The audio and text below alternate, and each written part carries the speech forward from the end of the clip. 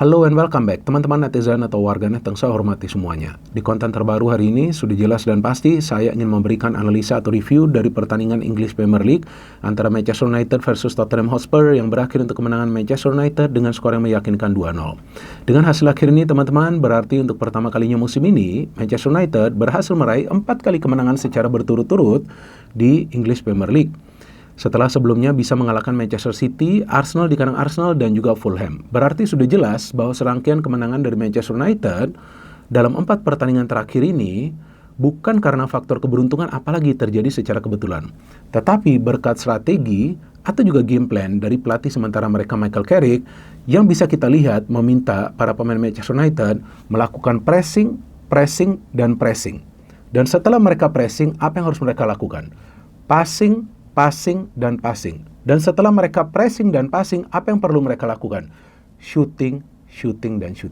Oleh karena itu, jika teman-teman yang khususnya merupakan fans dari Manchester United teliti untuk mempelajari statistik dari pertandingan Manchester United sejak dilatih oleh Michael Carrick, maka teman-teman bisa perhatikan bahwa Manchester United bisa menciptakan banyak sekali peluang ke arah gawang tim lawan dan juga menyulitkan para pemain tim lawan untuk menciptakan peluang on target dari open play. Sama seperti yang bisa kita lihat dari pertandingan semalam melawan Tottenham Hotspur. Betul, Tottenham sempat bermain dengan 10 pemain. Tetapi, kalau menurut hemat saya, mau main 11 lawan 11 pun, kemungkinan besar Manchester United yang akan meraih kemenangan. Karena sudah terlihat dari awal, para pemain MU itu menekan para pemain Tottenham Hotspur, menyulitkan mereka untuk bisa bermain di ruang pertahanan mereka sendiri, dan bahkan di detik ke-35 sudah bisa menciptakan peluang yang berbahaya dari Mbeumo yang mendapatkan umpan dari Bruno Fernandes. Jadi memang sekarang ketika tim-tim lawan berhadapan dengan Manchester United, mereka harus bisa melakukan yang namanya counter pressing. Manchester City gagal melakukan counter pressing, Arsenal gagal melakukan counter pressing, Fulham sempat memberikan perlawanan dengan counter pressing tapi akhirnya mereka kalah juga.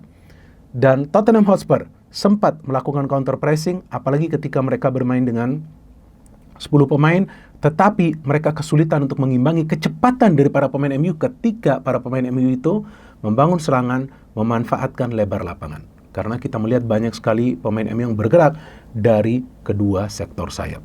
Jadi saya pikir inilah momen yang tepat bagi saya untuk mengatakan bahwa King MU is back on track.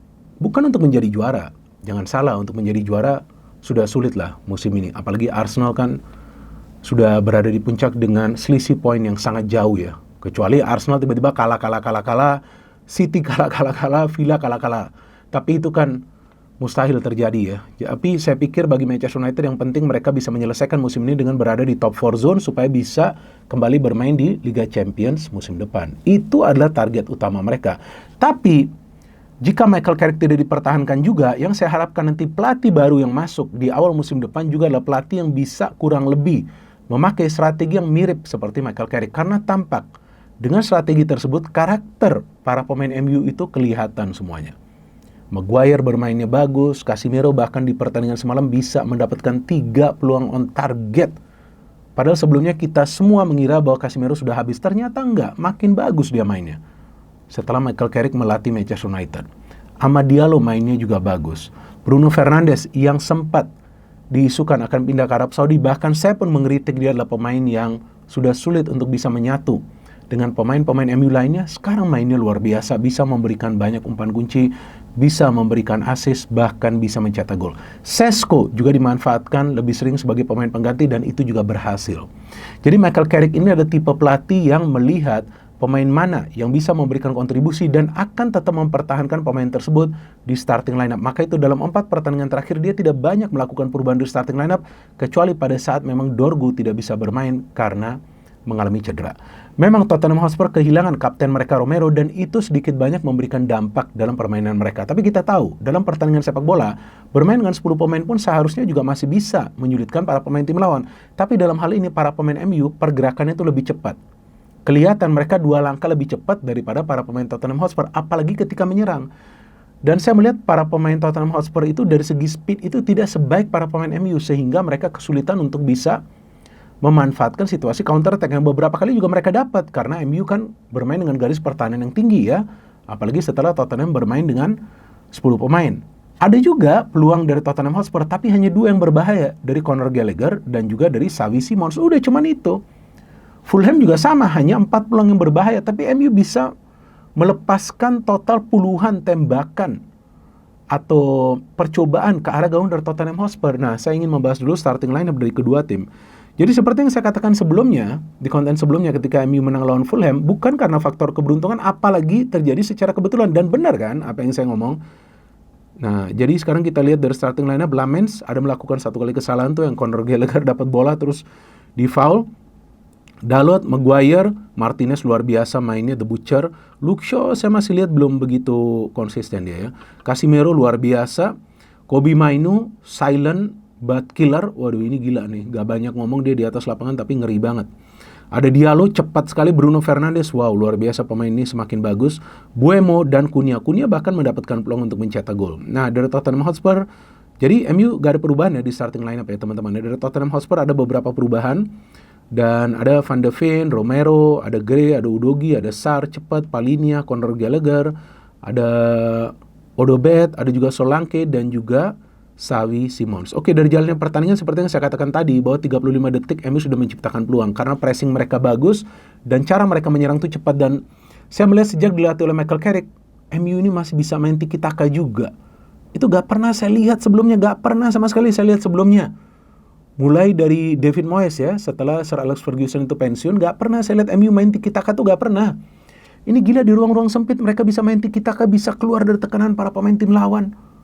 Itu kan karena berkat strategi dari Michael Carrick yang meminta para pemain untuk mensimulasikan itu juga di sesi latihan, sehingga mereka terbiasa ketika bertanding. Jadi memang pernah ada pelatih top dunia ya, jika teman-teman ingat itu namanya Rinus Michels ya. Dia pernah mengatakan, berlatihlah seperti Anda itu bertanding dan bawa sesi latihan itu pada saat Anda bertanding. Jadi pada saat bertanding itu ya kurang lebih mensimulasikan apa yang pada saat terjadi di sesi latihan. Maka itu banyak pelatih di era sepak bola modern itu memilih pemain untuk menjadi bagian dari starting 11 dengan melihat performa mereka pada saat latihan. Nah, feeling saya para pemain MU latihannya udah gila-gilaan nih. Dan memang kemudian ada kartu merah dari Romero yang memang sepertinya tidak sengaja dia menginjak ankle dari Casemiro. Itu adalah kerugian lah bagi Tottenham. Tapi juga mereka main 11 lawan 11 gak bisa mereka menciptakan banyak peluang. Itu tinggal menunggu waktu MU mencetak gol. Tapi kan MU juga tidak begitu mudah mencetak gol ya, karena Vicario juga kiper dari Tottenham ini bagus. Bahkan ada 10 peluang berbahaya atau on target dari MU. Tapi saya suka gol dari MU yang dari corner ini. Ini di luar dugaan saya. Saya kira akan kasih corner tinggi seperti Arsenal tuh, set piece FC kan. Tapi Arsenal sudah sulit terkejar lah oleh MU ya. Walaupun saya agak merinding nih, takut-takut juga nih. Kalau MU ini sekarang ini kan sudah bangkit, tapi bagus lah, poinnya sudah jauh. Next season nih bahaya kalau pelatihnya dapat yang bagus. Tapi gak tahu juga kalau nanti Carrick diperpanjang. Terus kemudian Mbeumo yang mencetak gol. Nah, ini saya suka nih cornernya. Bruno Fernandes kepada Kobbie Mainoo dan Kobbie memberikan bola kepada Mbeumo. Luar biasa, ini skenario yang cantik yang tidak bisa dibaca oleh para pemain Tottenham. 1-0. Saya sudah yakin nih, MU pasti akan mencetak gol lagi, tapi gak akan pesta gol. Karena para pemain MU langsung bisa mengatur tempo. Itu juga yang mereka lakukan pada saat melawan Fulham kan, nggak mau langsung all out. Dan memang MU menciptakan banyak sekali peluang, tapi saya melihat ada kesulitan bagi para pemain MU untuk memenangkan duel-duel di udara. Maka itu Cunha ditarik keluar dan Sesko dimainkan. Inilah saya melihat kepintaran dari Carrick. Dia melihat ketika ada kesulitan bagi para pemain MU, maka dia perlu memainkan pemain lain dari bangku cadangan. Dan Sesko memang juga gak mendapatkan banyak peluang ya. Tapi Sesko ini saya melihat dalam cara dia memproteksi bola juga sangat baik loh. Ini memang pemain yang bagus ya, Sesko ini ya. Bahkan dia kan mencetak gol lawan Fulham ya. Walaupun saya kaget kenapa dia gak main ya dari awal. Tapi itulah strategi dari Carrick. Dan ketika Sesko masuk, saya melihat MU lebih banyak menciptakan peluang. Karena dia pemain yang juga bisa memproteksi bola dan membuka ruang bagi pemain-pemain lainnya. Apalagi kita tahu Mbeumo masih main. Tapi kemudian Zirkzee masuk, saya melihat ini biasa saja. Ugarte juga masih belum main bagus. Mazraoui saya pikir bagus. Mungkin nanti dia juga akan mendapatkan lebih banyak tempat. Dan kemudian saya melihat itu gol kedua ya. Nah, jadi pergantian pemain itu terjadi setelah gol kedua, setelah save. Nah, ini saya melihat nih gol yang cantik juga nih. Ketika Bruno Fernandes bisa mencetak gol ya, itu adalah umpan dari Dalot dan kemudian disusul oleh Sesko dan Bruno Fernandes bisa melakukan finishing yang sempurna untuk membawa timnya meraih kemenangan 2-0. Dan saya melihat Peran dari Bruno Fernandes di pertandingan semalam sangat besar, jadi saya pikir dia adalah man of the match dari pertandingan semalam. Di mana-mana dia ada, dia tidak egois, dia bahkan mendapatkan 2 peluang untuk mencetak gol, dan seharusnya MU bisa menang dengan mencetak lebih banyak gol lagi sih, tapi kan 2 gol mereka dianulir karena offside. Nah, artinya memang jebakan-jebakan offside ini harus diantisipasi oleh para pemain MU ya. Mereka harus pelajari nih bagaimana caranya agar tidak masuk dalam perangkap offside supaya bisa lebih banyak mencetak gol. Tapi overall saya melihat ini adalah MU yang sebenarnya. Kalau MU sudah bisa mencetak banyak gol dari proses transisi, tentu akan semakin sulit bagi para pemain tim lain untuk membaca pergerakan para pemain mereka, karena mereka punya pemain-pemain yang cepat yang bisa bergerak dari sektor sayap. Sayangnya Dorgu itu cedera, tapi mereka ada Diallo, mereka ada Buemo yang dimainkan di sayap. Bahkan kita tahu bahwa jika seandainya nanti performanya bisa kembali bermain baik ya, saya pikir pemain seperti Tyler Malaysia juga bisa dicoba ya untuk bermain di sebelah kiri, karena saya melihat Luke Shaw ini belum konsisten performanya. Tapi ini adalah performa 5 bintang dari MU, dan saya pikir tidak salah jika sekarang mereka sudah masuk ke top 4 dan kemungkinan besar akan tetap bertahan di top 4. Next match adalah lawan West Ham. Jika MU bisa kembali menang lawan West Ham, tentu itu akan membuat mereka sangat sulit untuk tergeser dari peringkat nomor 4. No hate, no politics, only football. Salam sepak bola.